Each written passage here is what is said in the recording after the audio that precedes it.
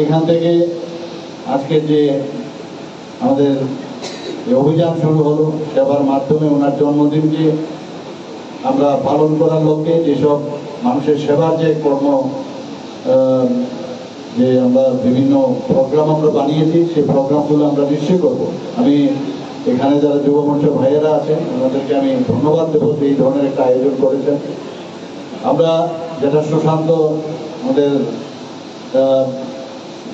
মাননীয় বিধায়ক উনি যে বলেছেন যে রক্তের কিন্তু বিকল্প হয় না, রক্ত মানুষের রক্তই মানুষকে দিতে হবে এবং এর থেকে বড় দান আর কিছু হয় না।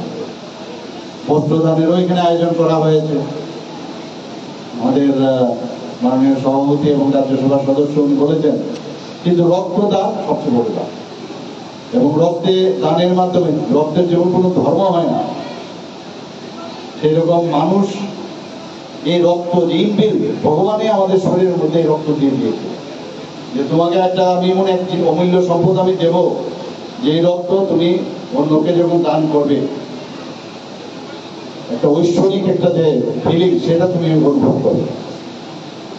যিনি রক্ত গ্রহণ করবেন ওনার মতো সেই অনুভূতি আসবে যে আমি কার রক্ত আমি গ্রহণ করছি, কার মুসলিমের রক্ত নাকি এটা একটা মহিলার রক্ত নাকি 18 বছরের রক্ত না 65 বছরের রক্ত।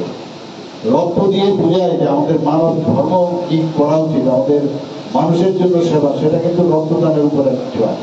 বিভিন্ন জায়গায় যখনই রক্তদান হয় আমি যাই সেখানে এবং রক্তের দানের বিষয়ে আমি অনেক কিছু আমি বলি যে আজকের এই যে আয়োজন 100 জনের উপরে এখানে আমি যা শুনলাম যে আজকে রক্তদাতারা এখানে এসছেন এতে করে উদ্বুদ্ধ হচ্ছে মানুষ, এটা রেনেসা হচ্ছে সমস্ত ত্রিপুরাতে যারা এখনো মানে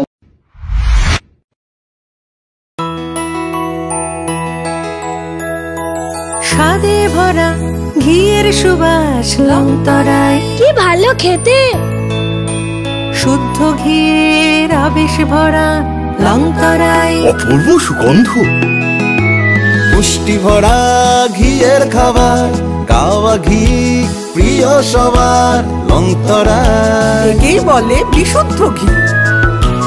বিশুদ্ধ ঘি নাম মনে রেখো লংতরাই। লংতরাই ঘি রোজ খাবারে তোমাকে চাই। লংতরাই লংতরাই লংতরাই।